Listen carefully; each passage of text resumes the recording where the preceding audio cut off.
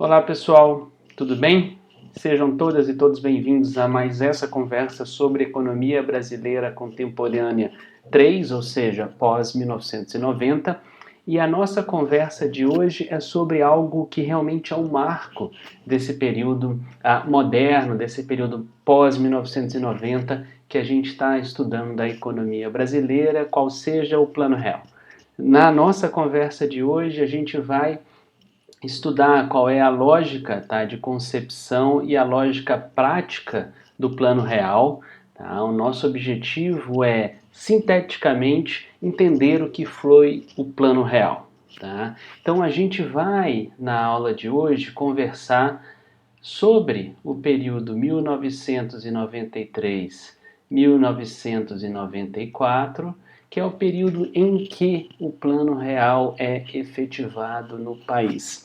O Plano Real criou no Brasil a moeda que a gente usa desde 1994, portanto há 27 anos, tá? Isso é um marco na história moderna do Brasil, da história dos anos 1900 e 2000 do Brasil, porque a gente está há muito tempo com uma mesma moeda, algo que, sobretudo pós-1950, foi bem raro de acontecer no Brasil. Por exemplo, entre 1986 e 1994, tá, nesses 8 anos, a gente teve 6 moedas diferentes. A gente tem, desde 94, o real, tá? E não é por demais dizer que o Plano Real foi o grande fundador da economia brasileira atual. Tá? Ele é, portanto, o grande marco, ele é o criador da estrutura econômica que vigora no Brasil até este 2021, tá? Que é uma estrutura econômica do Brasil, por exemplo, aberto às transações internacionais, do Brasil com uma nova forma de inserção do Estado na economia, que é muito mais um Estado regulador e bem menos um Estado criador de várias empresas estatais. Junto com o Plano Real, que vem a preocupação efetiva de se organizarem as finanças públicas. É com o Plano Real que a gente tem aí 27 anos ininterruptos de estabilidade monetária. O que é isso? De inflação sob controle. Então vamos, né, buscar entender o que é esse tal Plano Real, né? Como é que o Plano Real efetivou o seu plano, tá? Ele efetivou o seu plano em 3 etapas, tudo bem? A primeira delas, o ajuste fiscal, ou seja, o equilíbrio das contas públicas, que era entendido, o desequilíbrio das contas públicas era entendido como a grande causa mais permanente, a grande razão de existência da inflação. Tá? Então, o ajuste fiscal vem para eliminar essa percepção da causa permanente da inflação no Brasil. A gente sabe que no Brasil, vamos entrar agora já na etapa 2 aqui do Plano Real, a gente sabe que o Brasil tinha uma inércia inflacionária. Tá? Então, o Brasil padecia disso daqui, ó, da inércia inflacionária. Inércia é a condição de qualquer corpo permanecer no estado em que está ao longo do tempo, tá? Logo, inércia inflacionária quer dizer que a gente tinha alguma coisa que carreava, né, que trazia, que levava a inflação de um momento para o outro, tudo bem? Quem faz esse carrear, quem faz esse transporte da inflação entre um período e outro, são os mecanismos de indexação. Tudo bem? Mas o mecanismo de indexação carrega uma inflação. O que causa a inflação? Bem, o desajuste fiscal, o desequilíbrio fiscal, o desequilíbrio das contas públicas é a causa permanente da inflação. Então aqui se tem a causa, né?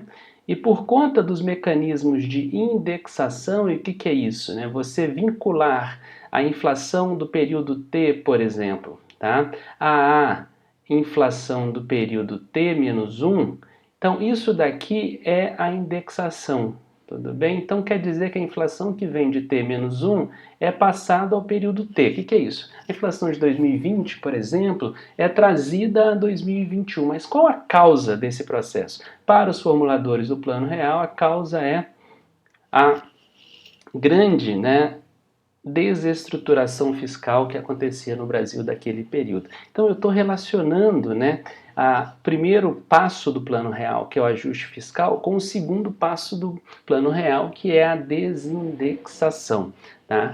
A desindexação no Brasil foi feita via o lançamento de uma moeda, tá? Que na verdade era uma quase moeda. Ela era uma moeda que era unidade de conta, era reserva de valor, mas não era passível de ser utilizada como meio de troca. Portanto, das três funções que definem alguma coisa como moeda, quais sejam unidade de conta, reserva de valor e meio de troca, essa coisa, nome unidade real de valor, sigla URV, podia exercer duas das funções, quais sejam unidade de conta e reserva de valor, mas não podia ser a moeda com que se realizariam trocas no Brasil. Por isso que a gente vai dizer que a URV, tá, é uma quase moeda, tudo bem?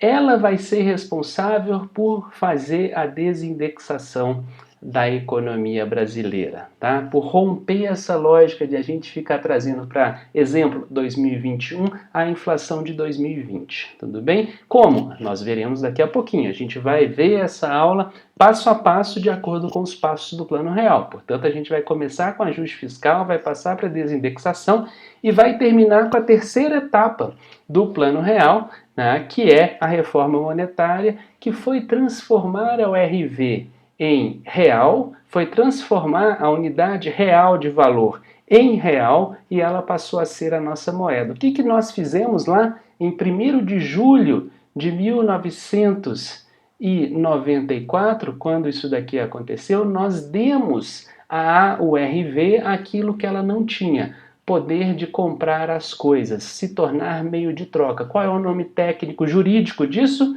Poder liberatório. A gente, na reforma monetária, fez da URV a moeda, tá, que poderia comandar as transações no Brasil. Deu-lhe a poder liberatório. Fez da URV, que era quase moeda, moeda. Vamos lá, passo a passo, entender o que foram, tá, essas etapas e que permitiram, no todo, a existência do Plano Real. Comecemos pelo começo, bora. Tá? Então, olhem só.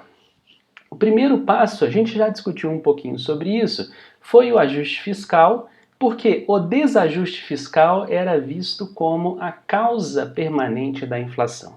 Mas como é que inflação e desajuste fiscal se relacionavam? Como é, tá, que déficits públicos e inflação se relacionavam no Brasil desse período?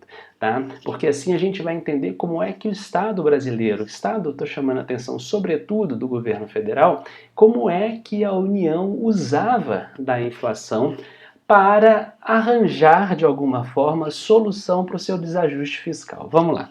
Tá? Então, aqui precisa entrar na mente de vocês esse conceitozinho aqui, que é o de déficit potencial, ou seja, um déficit em potência, que pode ser. Tá? O que é ele? Bem, o orçamento brasileiro era orçado, tá, com um déficit público. Porém, ao longo do tempo, tá, então ele é orçado para 2021, por exemplo, com um déficit público. Mas ao longo de 2021, esse déficit público não acontece. Tá? Ou seja, a gente tem um déficit potencial que também era chamado, tá, de déficit ex ante. O que é isso? Antes de a coisa acontecer, tá? Mas ao longo do ano orçamentário, que é o ano calendário, né, esse déficit não se concretizava. Por quê? Tá? Então, logo, perceba, eu vou insistir nisso. Por que é que aquele déficit em potência que poderia acontecer, que vinha na proposição do orçamento, ao final do ano não se concretizava como déficit? Bem, quem é que dá a resposta para isso? Inflação, é ela mesma. Mas como que a inflação é utilizada para evitar que o déficit potencial se torne, tá, déficit concreto? Como é que a gente, num desajuste fiscal, consegue, ao final de um ano, tá, chegar lá antes de 1994, tá, no final do ano, sem ter déficit? Bem, a inflação. Como é que a inflação atua aqui? Bem, dois caminhos são estes pelos quais a inflação vai contribuir para que o déficit potencial ou ex ante fosse ex post, ou ao final do ano orçamentário, tá, um não déficit. Tá? Bem, por um lado, como é que a inflação, portanto, que era o caminho pelo qual esse déficit potencial ou ex ante não acontecia ex post, tá? A inflação atuava de duas formas. Por um lado, né, as receitas tributárias eram corrigidas pela inflação. Existia um negocinho chamado UFIR no Brasil, que era a indexação, tá, da receita tributária.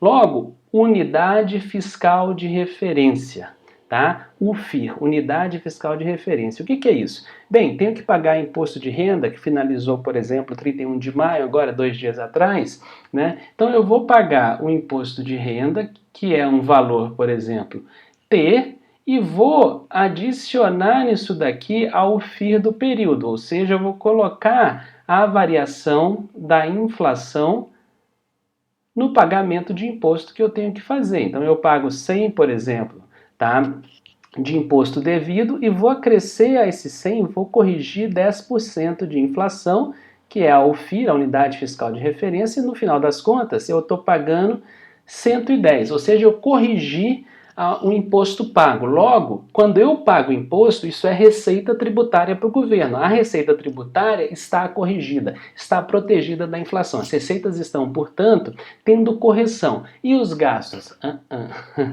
Tá? Então, o que o governo fazia até lá? O governo fazia, né, uma subestimação dos gastos. As receitas eram corrigidas pela inflação. Já os gastos vinham ao longo do ano orçados com uma inflação absolutamente subestimada, tá? Então, só para dar um exemplo aqui, se a gente tem um gasto no final do ano orçado em 100, tá? A inflação que se embutiria neste gasto seria, por exemplo, só para ficar simples, de 5%. Ela é subestimada. Logo, qual é o gasto efetivo que se fazia no país? Tá, um gasto de 105. Essa boca entre tributação ser maior do que o gasto fazia com que aquilo que antes era um orçamento proposto e aprovado com déficit fosse sendo, no fundo, corrigido ao longo do tempo, mas quem era o fator de correção? Tchanã, ela mesma, a inflação. Tudo bem? Por quê? Porque os gastos não eram, tá, corrigidos de acordo com a inflação que ia acontecendo, e eles vinham com uma subestimação da inflação ao longo do ano. Então, o Brasil, só para dar um exemplo, tinha lá a inflação no ano anterior de 1.000, tá? Quando a gente estava propondo o orçamento, a gente colocava lá em 92, 91, 89, uma inflação ali de 100, tudo bem? Então, os gastos estavam subestimados e logo, ao longo do tempo, tá? Eles, não era que os gastos estavam subestimados, os gastos continham uma correção com uma inflação subestimada,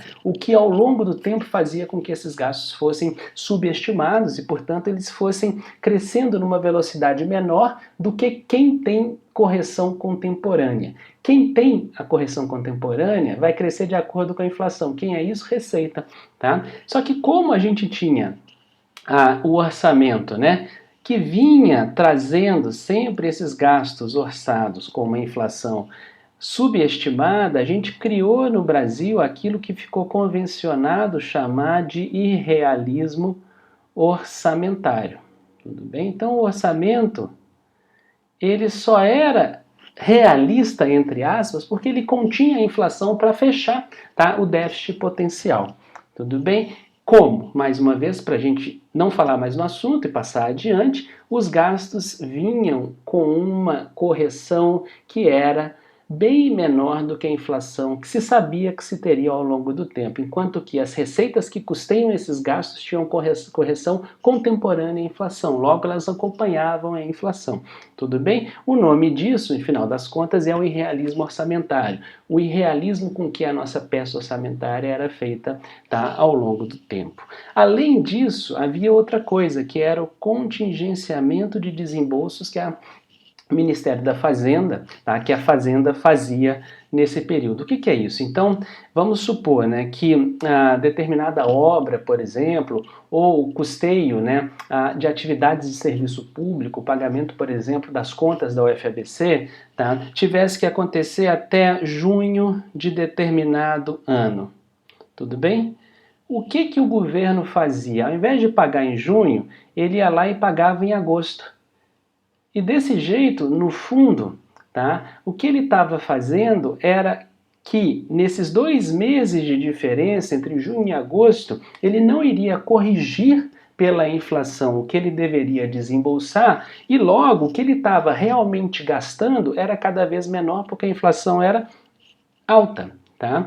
Então, dessa forma, os indicativos de déficit que mostravam qual era o gasto real do governo, que a gente chama de déficit operacional, a gente nem tem mais isso porque a nossa inflação acabou, né? Esses indicativos de déficit, essa medida de déficit, ela sempre estava demonstrando um gasto, um déficit real do governo bem menor, tá? Porque justamente o governo segurava o desembolso do recurso, embora, claro, o desembolso nominal fosse o mesmo, ele tinha que pagar X no mês de junho e tinha que pagar esse X no mês de agosto, o real disso daí, aquele gasto em termos descontados da inflação, o gasto real, era menor, porque o governo não estava corrigindo aquilo que ele contingenciava e permitia, portanto, que a inflação corroesse aquilo que era o desembolso, tá? O dispêndio real do valor. Então, uma coisa, tá, é você gastar R$100 com a inflação acumulada até aquele momento, junho, por exemplo, de determinado ano, em 10. Outra coisa é você gastar R$100, que são os mesmos R$100, mas com uma inflação acumulada até agosto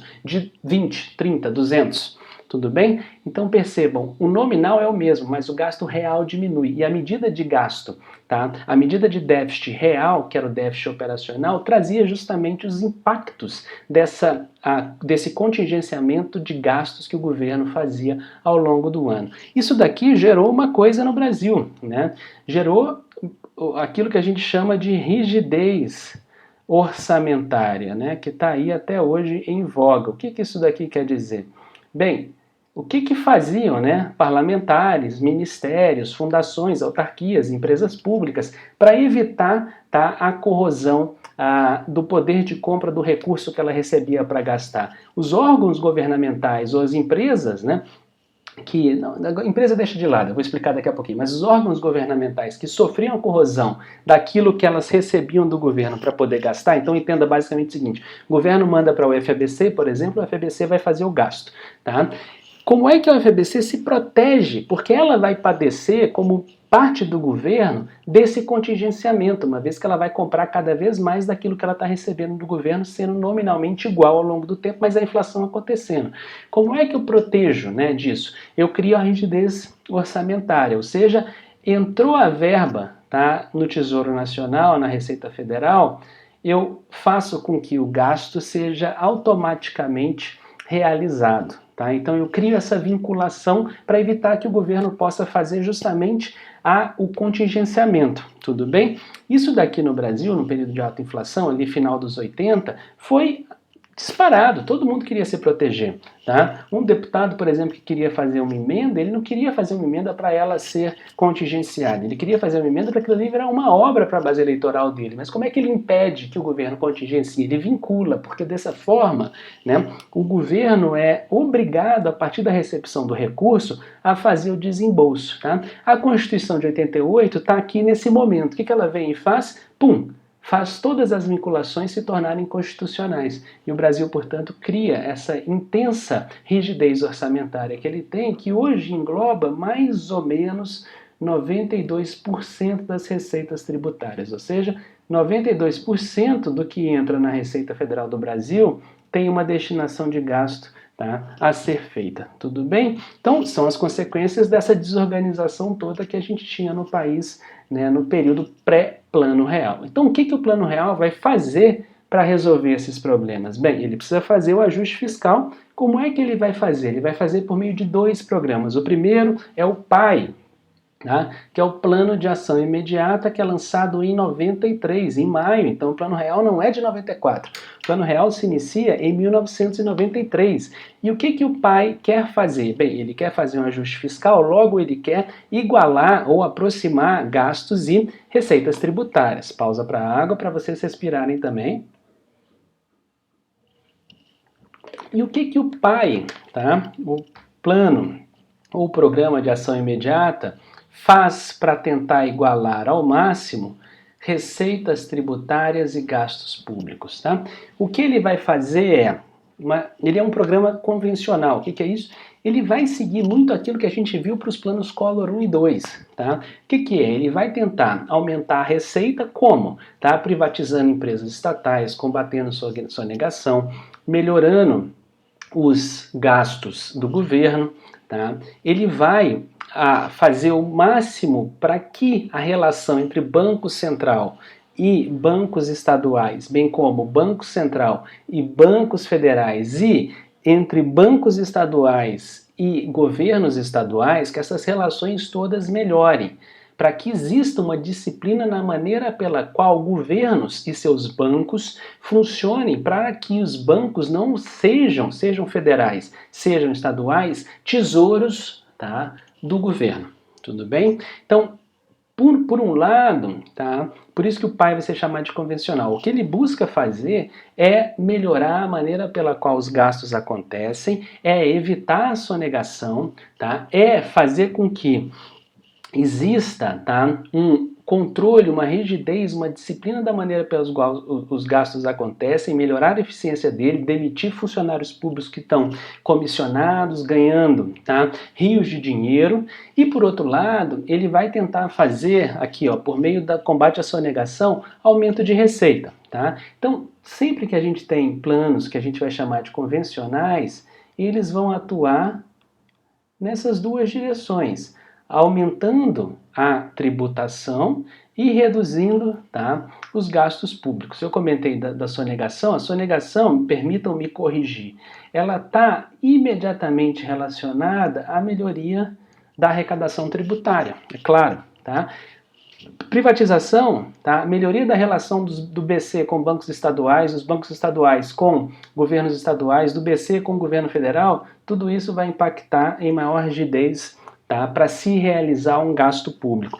Por exemplo, retirarem-se funcionários públicos comissionados, enxugar a máquina, vai reduzir o montante de gasto público. E o PAI consegue, tá, fazer um grande ajuste fiscal, tá? E esse ajuste fiscal ele vai criando as bases para que o plano real possa, tá, ser implementado, que a desindexação possa acontecer. Mas vejam, por que o início da desindexação só vai acontecer depois que o ajuste fiscal estiver implementado? Claro, né? A inflação era vista como causada pelo desajuste fiscal. Por isso que o primeiro passo é ajustar as finanças públicas. Com isso ajustado, a causa permanente, por isso estrutural, tá? A causa mais persistente da inflação sai de cena, na concepção daqueles que formularam bem-sucedido plano real. Se a causa permanente da inflação sai de cena, a gente pode então concentrar na segunda etapa,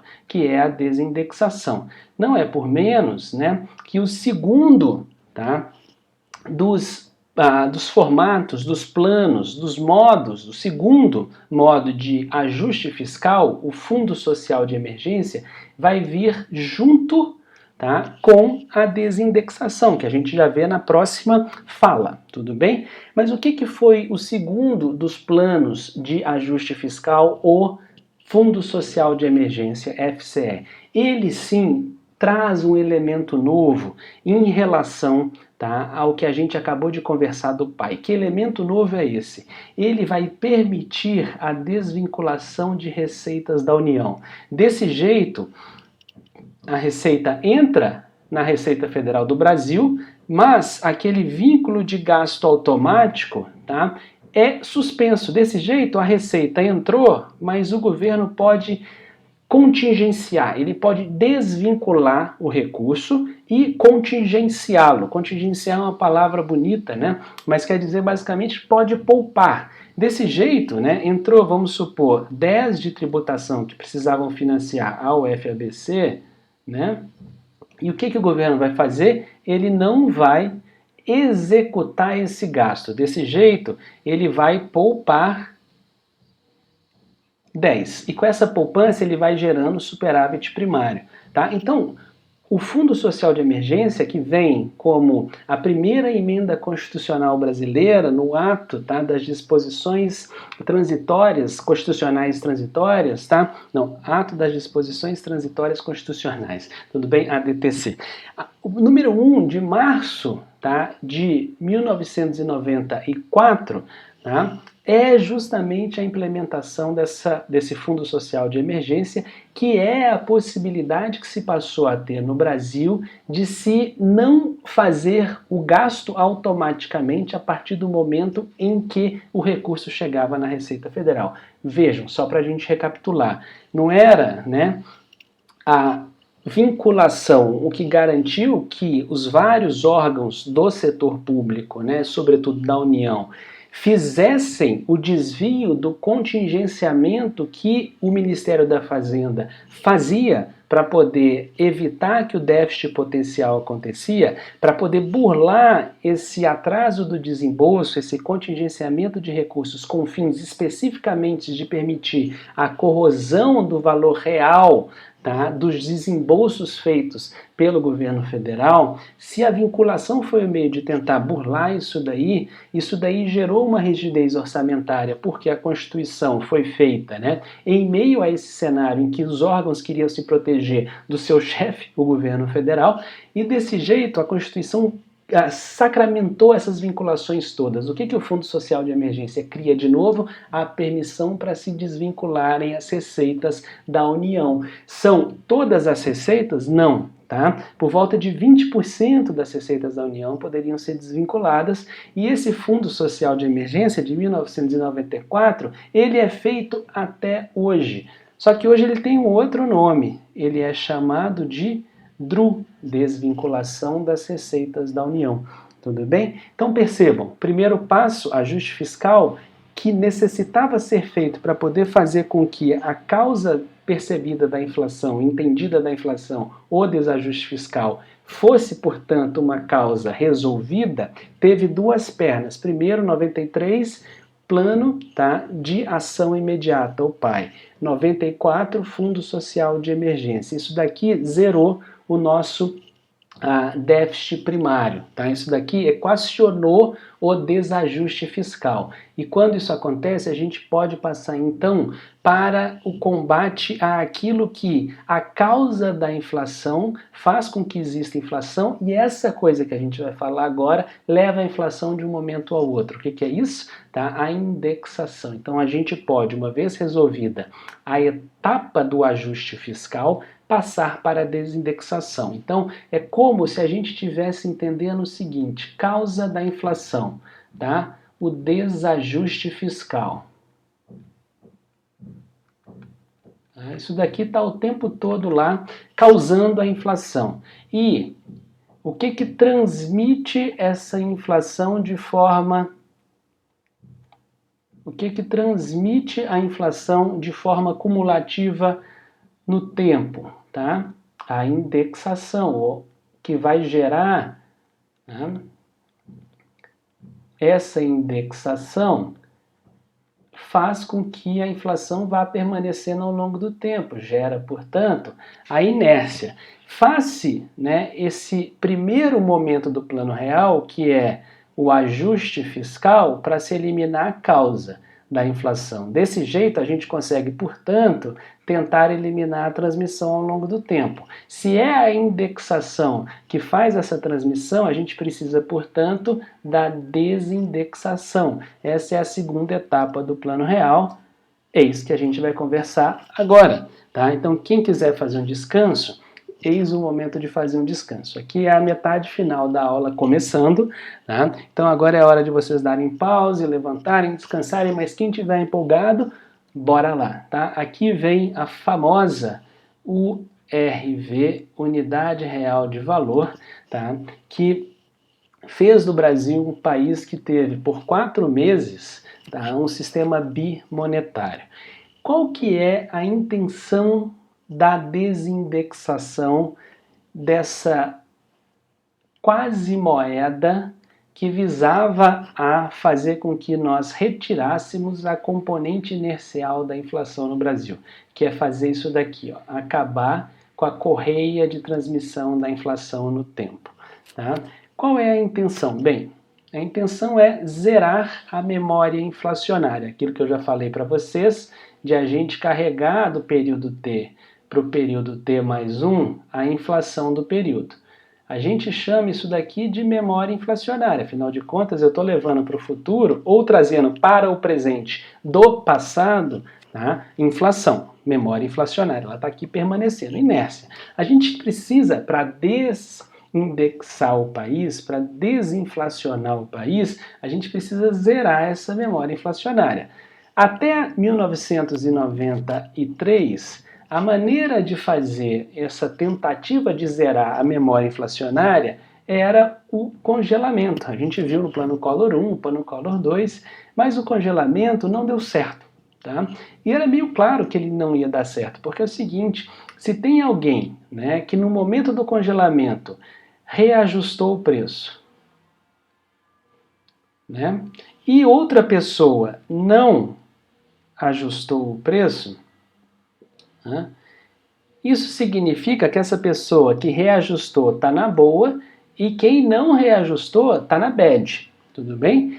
Quando a gente liberar o congelamento de preços, ou seja, quando a gente sair do congelamento, quem não reajustou vai reajustar e quem reajustou vai sofrer o impacto de quem não tinha reajustado, mas agora reajustou e vai reajustar de novo.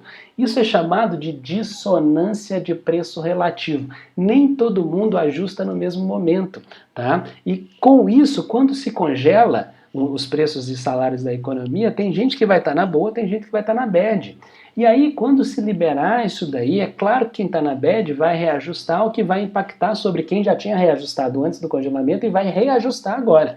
E aí, a corrente de transmissão da inflação permanece no tempo. Tudo bem? Então, como é que a gente agora, sem usar o congelamento, faz com que a memória inflacionária se dissipe? Eis o tamanho do desafio, né? É difícil entender o problema, tá? Imagina solucionar, mas a gente conseguiu, tá? Qual que é a intuição, tá? Antes da gente passar para a fase da explicação, tá? Qual é a intuição da URV como forma de desindexação?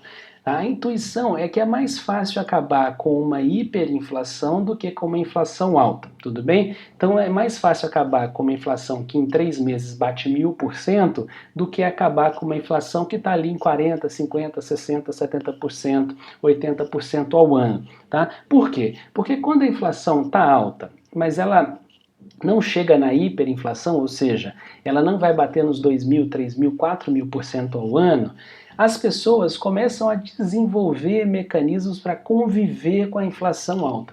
Tá? Então, o Brasil é um caso clássico disso. A gente fez a indexação generalizada da economia para justamente poder sobreviver à inflação alta. E a gente conseguiu sobreviver, tá, por décadas sobre inflação alta, porque todo mundo estava indexando, então a gente só ia levando a inflação ao longo do tempo e corrigindo tudo de acordo com a inflação. Tá? Então, a intuição das pessoas que formulam o Plano Real é de que se quer acabar com uma inflação generalizada, primeiro tira a causa da inflação. Tudo bem? Tira o combustível da inflação, tá? Que é o desajuste fiscal.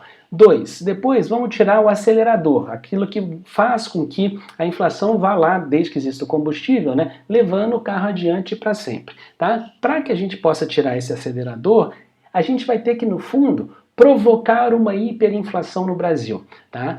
Por quê? Porque a hiperinflação ela é tão rápida e ela faz, né, pelo próprio nome, uma variação tão abrupta dos preços em período tão curto de prazo, né, que, em última instância, as pessoas saem do recurso. Em geral, as pessoas vão fugir para outras moedas de outros países, dólar, tá? Por isso que a gente chama muito a dolarização da economia quando a gente está em hiperinflação. O Brasil não vai dolarizar. O Brasil vai fazer o quê? URV-ZAR. Tá? Então, essa é a lógica, por isso que a gente está oferecendo um RV. Bem, eu não espero que vocês agora entendam o que a gente está conversando aqui. A gente vai ter que primeiro debater agora rapidamente a ORV, e depois eu explico o processo para vocês, tá? O terceiro, portanto, passo da desindexação é o método. Como a gente vai desindexar? Eis que entra a ORV, tá? Vamos entender o que que ela é. Bem, a URV, tá? Ela é uma quase moeda, eu já falei isso para vocês. Por quê? Porque das três funções que definem a moeda, meio de troca, reserva de valor e a primeira delas, unidade de conta, a URV só era duas coisas. O quê? Tá? Unidade de conta e reserva de valor. Tudo bem? Ela não era meio de troca, ela não tinha poder liberatório em termos jurídicos, ela não podia comprar coisas, beleza? Tá? Essa URV era super indexada, tá?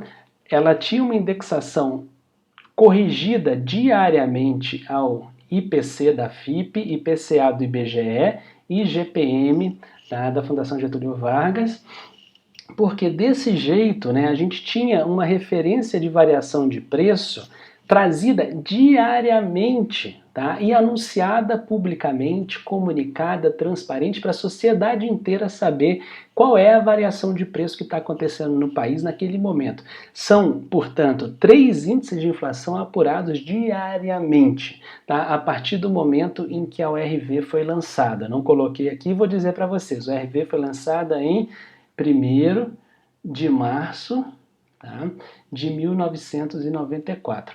Quanto tempo ela duraria? Não se anunciou.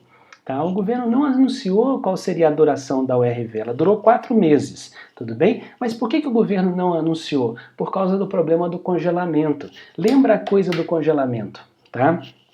Quando a gente vai congelar, se a gente anuncia o congelamento, todo mundo reajusta o preço hoje, tudo bem? E se a gente já vai congelar com os preços super inflacionados, porque todo mundo reajustou quando se anunciou o congelamento, tá? Aquele problema da dissonância de preço relativo, quando se soltar, quando se sair do congelamento, é muito mais intenso. Então, o que a ideia da URV, qual era? Né? O que se queria com a URV sem se anunciar quanto tempo ela duraria? Bem, deixa as pessoas se acostumarem com a URV, tá? Deixa as pessoas irem fazendo o seu reajuste, tá? Mas vamos ver como é que elas se adaptam à estabilidade de preço da URV. Vejam, agora vocês não entenderam nada, porque eu falei para vocês o seguinte, deixa as pessoas fazendo o seu reajuste, vamos ver como é que elas se adaptam, né, à estabilidade do preço da URV. Por quê? Por que eu disse isso? Bem, porque junto com a URV, né, vem uma moeda chamada Cruzeiro Real. Na verdade, o Cruzeiro Real já era um pouco anterior, tá? Mas o Cruzeiro Real era a moeda que podia ser utilizada para se trocar no Brasil. Então vejam, no fundo, quando eu estou falando para vocês que a URV é super indexada, tá? Quem é que vai sofrer o efeito da alta da inflação? O Cruzeiro Real. Tá? Quem é que tem o seu valor estável ao longo do tempo? A URV. Tudo bem? Existia, portanto, no Brasil uma, entre aspas, taxa de câmbio entre quem? Cruzeiro Real e URV. Mas como só o Cruzeiro Real poderia ser utilizado para compras, tá? Quem sofre o efeito da variação de preço é o Cruzeiro Real, não é a URV. Tudo bem? Eu sei que está difícil, tá? Eu vou explicar isso em pormenor agora, tudo bem? Vamos lembrar, tá? A intuição é a de que é mais fácil acabar com a inflação quando há hiperinflação do que quando há inflação alta, beleza? Guardem isso na mente, tá?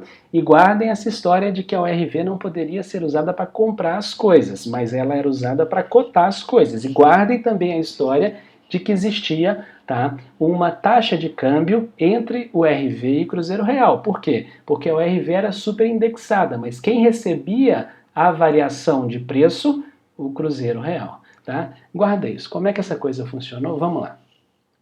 1º de março de 94.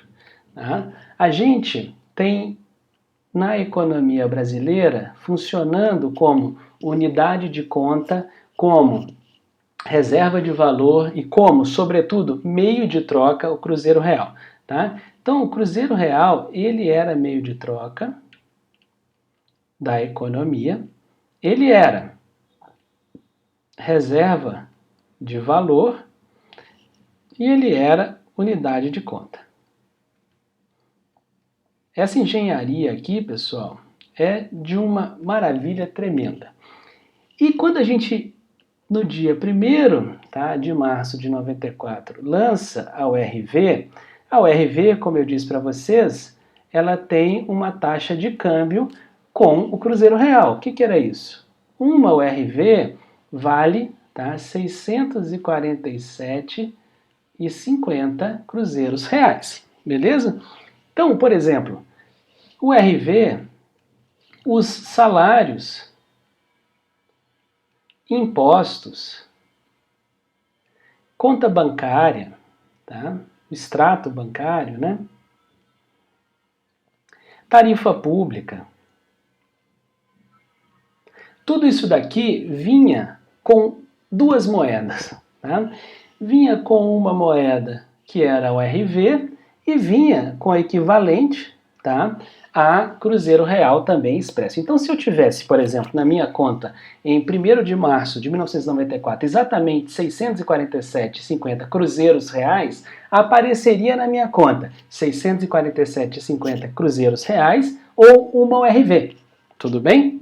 Mas lembrem-se, quando eu vou comprar alguma coisa, tá, eu só posso usar, então quem é meio de troca, eu sei que está horrível aqui, mas está escrito meio de troca, eu só posso usar Cruzeiro Real, tá? Mas, quando eu estou cotando as coisas, vai aparecer Cruzeiro Real e vai aparecer também o RV, tudo bem? Bem, eu posso marcar livremente os meus preços, tá, em Cruzeiro Real e em URV, tudo bem? Mas vejam, a URV era super indexada, como a gente já falou, indexada ao IPC, ao IPCA e ao IGPM, mas a expressão da variação da indexação da URV, como ela não pode ser usada como meio de troca, essa expressão, o reajuste não vai aparecer nela, vai aparecer no Cruzeiro Real. Tá? Como é que isso se dá? É simples, vejam a inteligência disso daqui. Tá? A URV ela vai continuar valendo 1. Tá? Então hoje ela vale 1. E ela vai poder comprar, só para ficar mais fácil, cruzeiros reais. Tá? Ela vai comprar X cruzeiros reais. Amanhã o RV vai valer 1. Mas como as pessoas usam para poder comprar as coisas cruzeiros reais, tá? Amanhã um URV vale XY cruzeiros reais. Sempre para mais, tá? Depois de amanhã, as pessoas têm uma URV e elas estão reajustando o preço das coisas naquilo que pode ser usado para troca. Que coisa é essa que pode ser usada para troca? Cruzeiro Real. Então amanhã um URV vai valer XYZ, tá? Aí lá no último dia, uma URV vai valer XYZW, tá? Cruzeiros reais. Percebam, quem está perdendo valor? Quem está sofrendo uma hiperinflação? Cruzeiro Real. Tá? Quem está mantendo o valor ao longo do tempo? O RV. Se a URV vai sendo socialmente percebida como mantenedora de valor ao longo do tempo, o que nós queremos na mão? Cruzeiro Real, que está sofrendo uma hiperinflação, ou o RV? Tá? A gente quer o RV. Mas a gente pode ter o RV na mão para gastar as coisas, para poder comprar, gastar o dinheiro, para poder comprar as coisas? Não. Por quê? Porque ela não é meio de troca. Então percebam, a gente está construindo, tá, duas coisas aqui. Uma hiperinflação lá no Cruzeiro Real, que faz com que as pessoas não queiram o Cruzeiro Real. E a gente está mostrando para a sociedade que essa tal URV, Unidade Real de Valor, tá, que ela tem um valor estável, portanto ela reserva valor, logo as pessoas confiam nela, as pessoas querem a URV, mas podem ter? Não. Tudo bem? O que isso gera? Isso gera confiança. Mas mais do que isso, tá? Gera confiança que também vai ser abastecida, que também vai ser confirmada por uma outra coisa, que é o ajuste fiscal. As pessoas percebem que o governo não precisa mais da inflação. Né? Se as pessoas percebem que o governo não precisa mais da inflação e que ele está oferecendo uma moeda nova e que essa moeda está psicologicamente, subjetivamente, mas concretamente mantendo o valor ao longo do tempo, as pessoas confiam subjetivamente e veem objetivamente a manutenção do valor dela e percebem o Cruzeiro Real perdendo valor. Tá? O Cruzeiro Real, vejam, para ficar mais simples, tá? Se a gente olha o tempo todo, né, o dólar mantendo a sua taxa de câmbio valorizada com relação ao real, ao contrário então, tá? Se a gente percebe o tempo todo o real desvalorizado em relação ao dólar, a gente quer o quê? O dólar, porque isso dá subjetivamente confiança para manter naquela moeda a nossa riqueza. Pensem exatamente a mesma coisa agora para o RV com o Cruzeiro Real. Tá? A gente percebe na URV, ela com a mesma unidade, comprando, tá? Aqui, ó, no comecinho, 647, como eu disse para vocês. Tudo bem? Aqui, lá no dia 1º, tá, de julho de 94, quando a URV se tornou real, tá, ela já comprava 2.750. Vejam a variação de preço, tá? Uma inflação acumulada aqui de 300% em 4 meses, que é a hiperinflação que está acometendo o Cruzeiro Real, tá? E quando a gente olha para a URV está absolutamente mantida. As pessoas poderiam reajustar a URV? Sim. Então vamos lá, eu sou um vendedor de coco, tá? Estou vendendo água de coco. Então, tá lá na minha plaquinha, ó, lá no comecinho tá lá uma URV ou 647, só para ficar mais fácil, eu vou tacar tudo num valor que está aqui. Então eu estou vendendo coco a esse valor, beleza? Água de coco, melhor dizendo.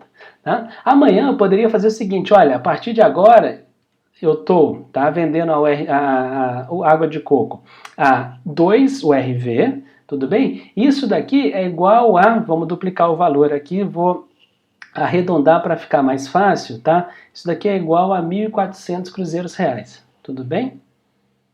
Beleza, eu poderia fazer isso daqui, mas por que eu não vou fazer? Porque como a URV é super indexada, mas a expressão da indexação dela se dá sobre o Cruzeiro Real, tá? Amanhã, vamos lá, ao invés de eu subir para 2 URV, eu vou continuar com 1 URV e a água de coco já vai estar sendo vendida em cruzeiros reais, que é o que pode ser usado como meio de troca, a 1.400. Então, olha a jogada que interessante que é você superindexar, tá? Com IPC medido diariamente, pessoal. Olha o que o Brasil era capaz de fazer. Hoje a gente não consegue vacinar, tá? Mas a gente era naquela época capaz, que em 93 para 94, fazer apuração diária de índice de inflação, publicar isso, tá? Construir um índice a partir disso. Então, a indexação está aqui cotada nesses 3 índices de inflação de nível nacional, que mede o quê? Custo e preços finais, tudo bem?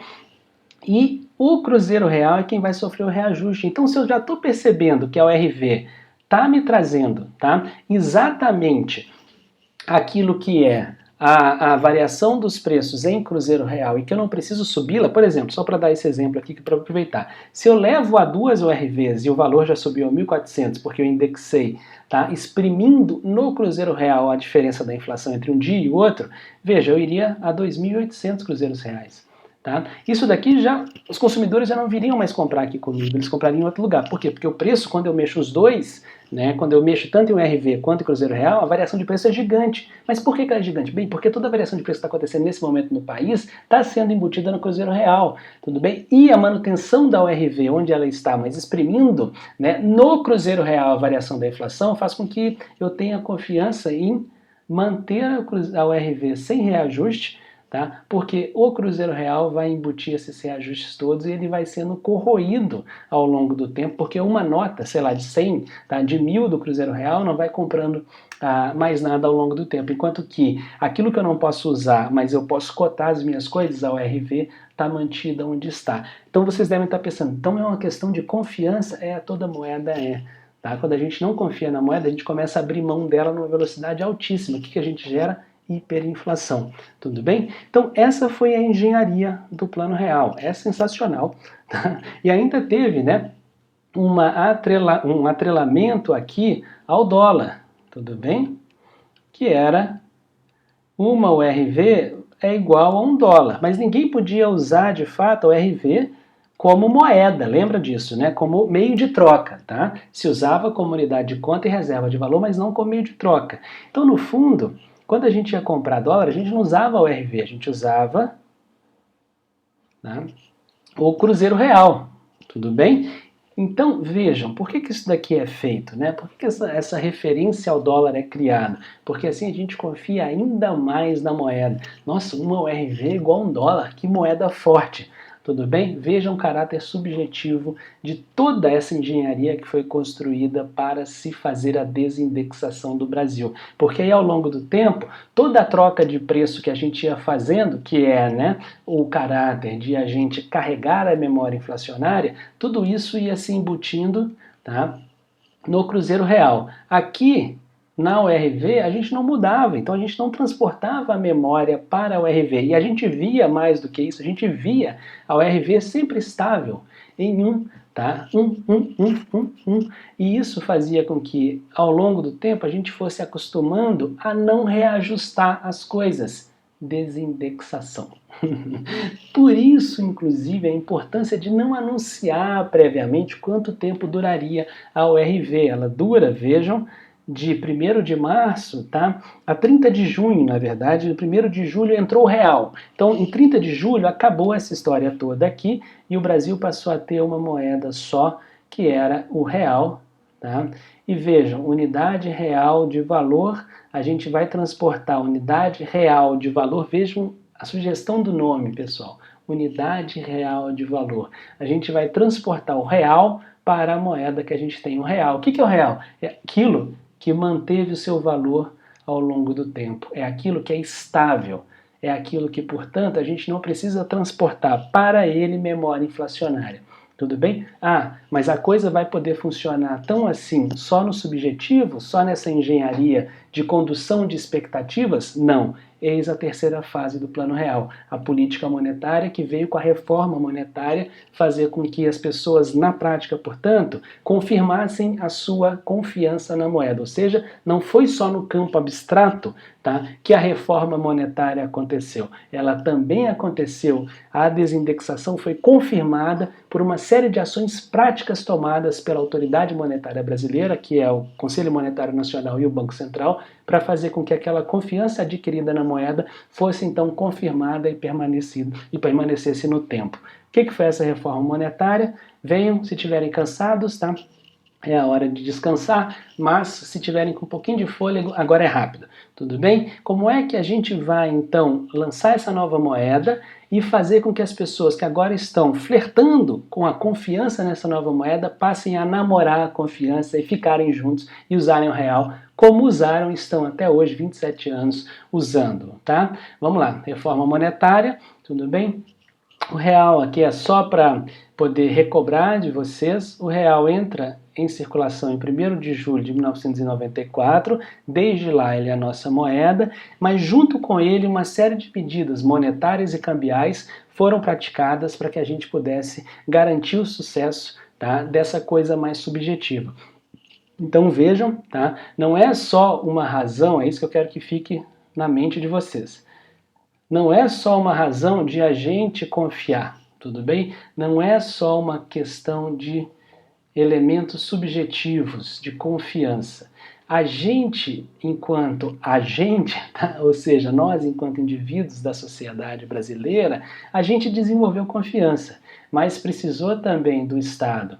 Tá? Além do ajuste fiscal, tá? Então ele fez o ajuste fiscal, aqui está tiquinho, 2 tiquinhos azul do WhatsApp, né, azuis do WhatsApp, a gente também fez uma série de medidas monetárias, ou seja, de política monetária, mais cambiais, para poder fazer com que a nossa confiança fosse ancorada, tivesse um arrimo em ações objetivas do Estado, para além do ajuste fiscal. Tudo bem? Então vejam a completude desse plano, tá? Vejam como é que o Plano Real foi uma coisa muito bem elaborada, arriscada, tá? Por isso não teve o apoio imediato do Fundo Monetário Internacional, que olhou e falou que loucura, tá? E teve, no final das contas, um sucesso tremendo, que mais do que eleger, né, o ministro da Economia que elaborou isso, que juntou a equipe para elaborar isso tudo, que foi o Fernando Henrique Cardoso, né, isso daqui fez com que o Brasil esteja vivendo há 27 anos com uma mesma moeda. Um caso, tá, para a nossa história do século 20 e 21, um caso muito bem sucedido.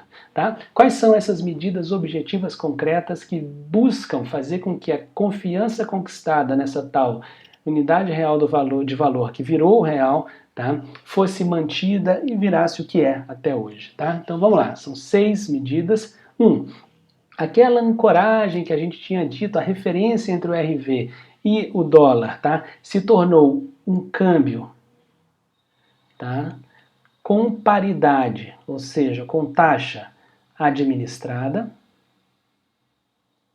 Tá?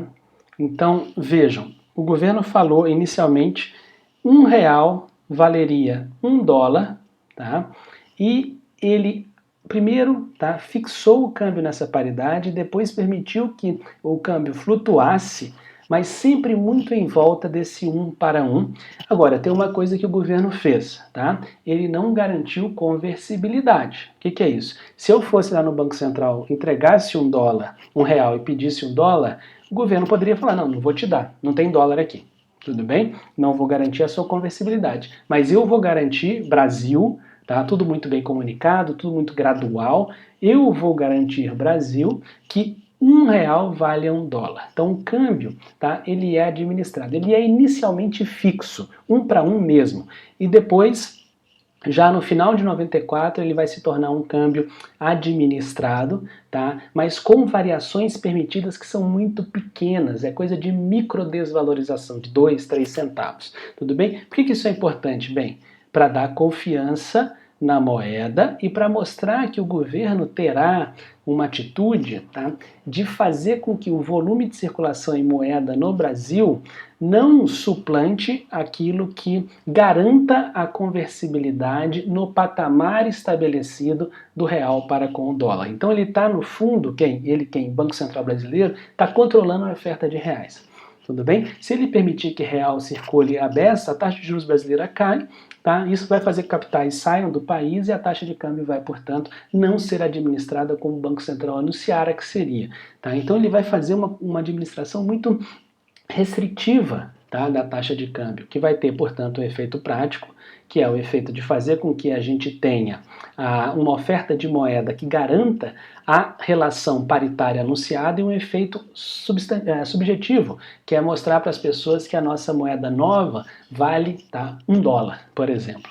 Né? Segundo, houve uma reforma do Conselho Monetário Nacional, ele foi absurdamente reduzido, tá? Antes ministro do Desenvolvimento, ministro da Agricultura, estava lá no Conselho Monetário Nacional, que é a autoridade máxima da moeda no Brasil, e com o Plano Real ele foi reduzido a Ministério do Planejamento, da Fazenda e Presidente do Banco Central. Assim, o Banco Central estava mais autônomo, porque o Conselho Monetário Nacional, que é quem manda, o Banco Central executa, como o Conselho Monetário Nacional estava mais resumido agora em número de pessoas, o Banco Central estava mais livre para fazer o que era o interesse dele, que era estabilidade monetária no Brasil. Não ficava atendendo a pedidos, por exemplo, de Ministério do Desenvolvimento, da Agricultura e por aí vai. Tá? O que nós fizemos também? Nós implementamos metas para a expansão da base monetária. Então, por exemplo, meta monetária quer dizer que o volume de moeda em circulação no país vai ser controlado. A gente vai ter um valor máximo que a moeda pode variar no país, tá? O volume de reais em circulação entre um mês e outro, entre um trimestre e outro, entre um ano e outro. Tudo bem? Então vejam como é que a gente está agindo no Brasil naquele momento de forma super restritiva, porque a gente já tem a restrição dada pela paridade cambial e a gente tem a restrição também dada pela meta de quanto de moeda pode aumentar entre um determinado momento e outro. Vejam, é uma super, né, restrição para fazer com que concretamente as pessoas acreditem naquela moeda, tá? Não apenas no campo da confiança que tiveram pela estabilidade de valor dela, mas por olharem o governo não ter mais desajuste fiscal e estar fazendo na política monetária uma política para falar acreditem nessa moeda. Tá? Além disso, né, colocaram-se compulsórios, né, de 100% sobre os depósitos à vista, ou seja, cada R$10, por exemplo, que entrava num banco, né, esses R$10 tinham que ficar parados no banco, ou seja, a oferta de moeda está super restrita. E sobre depósitos a prazo, né, que é aqueles que não podem ser sacados imediatamente, né, esses depósitos tinham um compulsório de 20%. O que isso daqui está controlando? A oferta de moeda. Tudo bem? Está em linha com o quê? Tá? Está em linha com a meta monetária. Tudo bem? Nós tivemos um controle da demanda e uma busca por entrada de juros com elevação dos juros, então, ó, uma busca por entrada de câmbio, tá? De dólar do estrangeiro, com elevação de juros, portanto, juros brasileiros, por exemplo, em agosto de 1994 eram de 60% ao ano. Hoje estão em 3,5%, tudo bem? O que essa elevação de juros fazia? Primeiro, atraía capital do resto do mundo para a gente manter a paridade do câmbio. Segundo, desestimulava as pessoas a tomarem crédito emprestado. Terceiro, desmotivava tanto o consumo via crédito quanto investimento para fazer com que a gente tivesse uma demanda controlada no país e não pressionasse preço. Então vejam tudo que é feito para fazer com que as pessoas olhem e falem, não, agora vai. Por fim, nosso câmbio, foi administrado, já falei para vocês, mas em patamar apreciado. Vejam, ele partiu de 1 para 1. Ele chegou a 0,70 centavos, pelo que eu me lembro, entre 70 e 80 centavos de real para eu comprar um dólar. Vocês têm noção do que é isso? Então, o que é a razão de ser desse câmbio apreciado? Bem, queria gerar competição de tradables, porque se entendia que a estrutura de mercado no Brasil era muito oligopolizada, porque os produtores nacionais eram muito protegidos.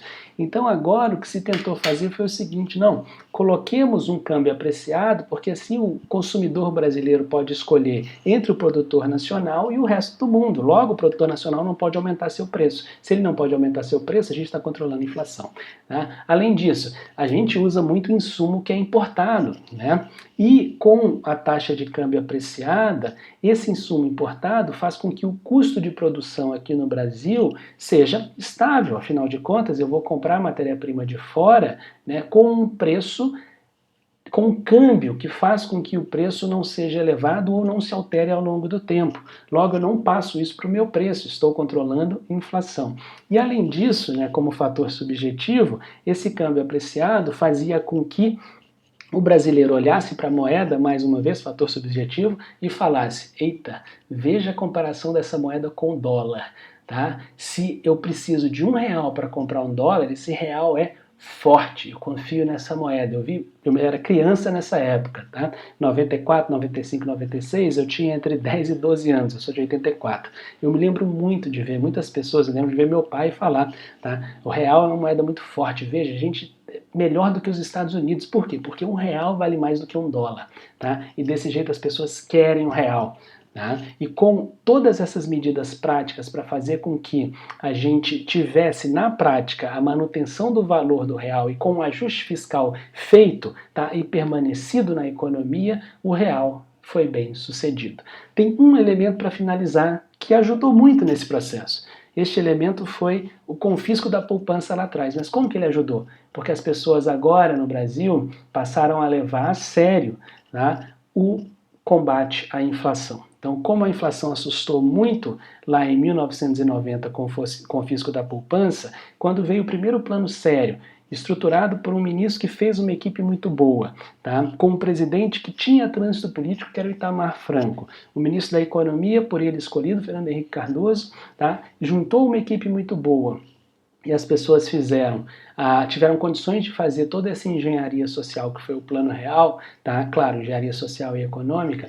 Isso daqui fez com que o Brasil encarasse de frente pela primeira vez o combate à inflação. E esse combate foi feito com um plano extremamente bem estruturado, um plano, claro, com muito risco, porque era uma engenharia social, precisava conduzir muito bem as expectativas, mas isso foi muito bem feito. E mais uma coisa que ajudou muito, está lá no livro do Fernando Henrique Cardoso, que é a biografia dele, o Brasil ganhou o tetracampeonato em julho de 94, o que deu um sentimento de que agora as coisas vão funcionar. E funcionaram. Um abraço, tchau, tchau.